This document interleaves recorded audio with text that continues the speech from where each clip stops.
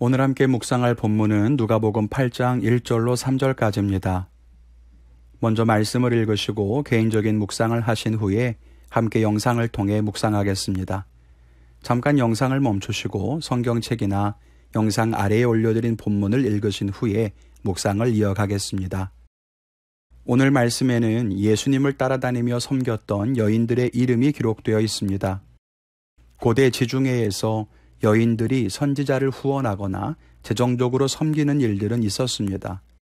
물론 경제적인 힘을 남자들이 가지고 있었기 때문에 비율로 따지자면 남자들에 비해 적은 비율이었지만 분명 여인들의 후원과 섬김은 낯선 것은 아니었을 겁니다. 그런데 여인들이 함께 계속 따라다니면서 가르침을 받고 또 섬기기도 했다는 것은 예외적인 부분이에요. 아무래도 세상의 시선이 곱지는 않았을 겁니다. 그러나 우리가 잊어서는 안 되는 것은 예수님과 12 제자가 많은 기적을 일으키고 많은 병자를 살리고 복음을 전했던 그곳에 이 여인들도 늘 함께하고 있었다는 사실입니다. 드러나지는 않고 잘 알려지진 않았지만 주님의 곁에 있었던 이 여인들의 삶이 감동이 됩니다. 함께 말씀을 보며 묵상을 나누겠습니다. 첫째는 주님과 동행하면 우리의 지경이 넓어진다는 거예요.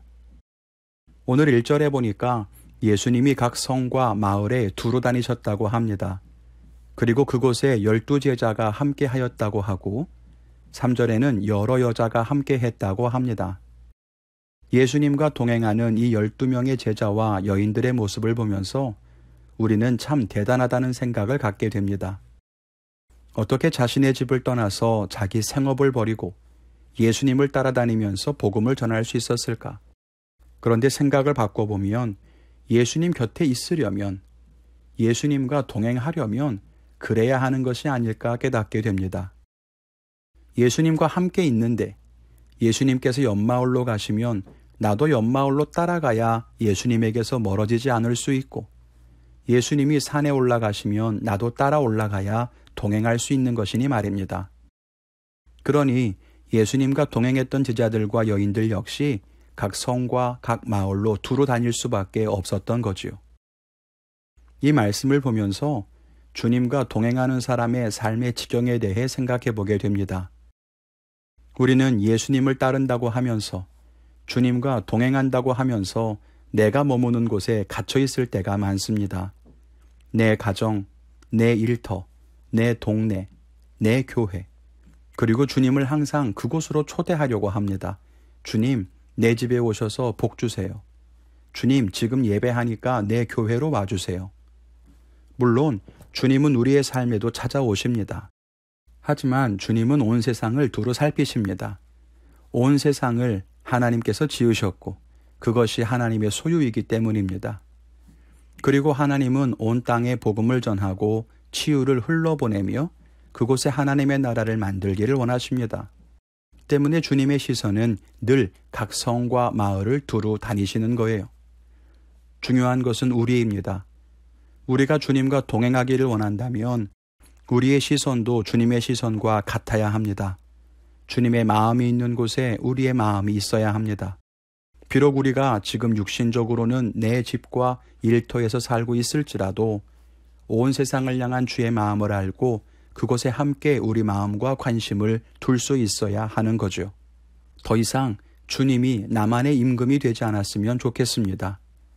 세상을 향해 달려가는 주님의 걸음을 멈춰 세우고 내가 힘들고 어려우니 나를 먼저 고쳐달라고 그 옷깃을 붙들고 놓지 않는 어린 신앙이 아니라 주님이 가시는 곳에 함께 달려가 세상 곳곳에 상처를 싸매주고 눈물을 닦아주며 그곳에 복음을 전하는 일에 동참할 수 있었으면 좋겠습니다. 둘째로는 내가 가진 것으로 주를 섬기라는 겁니다. 2절과 3절에 보면 여인들이 등장합니다. 이 여인들은 귀신에 사로잡혔다가 자유하게 된 사람, 또 병 고침받은 사람들이었다고 증언합니다. 막달라 마리아는 7 귀신 들렸다가 자유하게 되었고 헤롯의 청지기 구사의 아내인 요한나, 또 수산나, 다른 여인들이 있었다고 하지요. 그 중에 누군가는 귀신 들렸다가 나았을 거고 어떤 이는 병 고침 받았을 것입니다. 그런 여인들이 주님을 따르며 함께 동행하며 섬겼는데 자기들의 소유로 섬겼다는 겁니다. 생각해 보십시오. 자기의 터전을 떠나서 주님을 따라다니는 것도 대단한 일 아닙니까? 큰 희생이죠.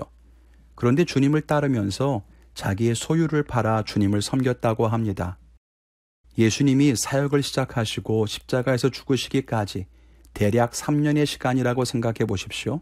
성경에는 한 줄도 기록되어 있지 않지만 3년 동안 예수님과 제자들이 온 땅을 다니며 사역할 때 필요한 식비, 숙박비, 옷이며 기타 필요한 것들을 구입해야 하는 경비 등등을 다 어떻게 충당했을까요? 바로 이 여인들처럼 자기의 소유로 섬기는 사람들이 있었기 때문에 가능했다는 것입니다. 우리에게도 이런 마음이 있었으면 좋겠습니다. 이 여인들이 얼마나 주님을 사랑했는지 우리는 알 수 있습니다. 주님을 따라다니는 다른 많은 사람들을 보세요. 병을 고쳐달라고 따라다닙니다. 문제를 해결해달라고 따라다닙니다. 다 자기의 필요 때문에 주님을 따르지요. 물론 자기 어려움 때문에 주님께 나아오는 것 복된 일입니다. 그러나 그 다음에 문제가 해결되고 은혜를 받은 이후에 우리는 어떻습니까? 다시 자기의 삶으로 돌아가 주님의 은혜를 기억하며 감사하는 마음만 가지고 살아가는 일이 허다합니다. 이 여인들처럼 이제는 자기의 소유로 주님을 섬기며 계속 동행할 수는 없는 걸까요? 문제를 가지고 주님을 따르는 모습에서 벗어나서 이제는 나의 것으로 주님을 섬기며 주님의 사역을 돕는 동행자요 동역자로 살아갈 수는 없는 걸까요? 이것이 얼마나 아름다운 삶인지 모릅니다. 비록 세상은 알아주지 않아도 하나님께서 기억하시는 귀한 축복입니다. 우리가 내가 가진 것으로 주님을 섬기는 삶을 살기를 바랍니다. 그것이 진짜 하나님과 동행하는 삶이에요. 우리가 가진 것이 재물이라면 주의 일을 위해 재물을 내어드리고, 우리가 가진 것이 시간이라면 주님께 내 시간을 내어드리고, 우리가 가진 것이 경험이라면, 지혜라면 그것을 교회와 성도를 위해 주님께 드리는 겁니다.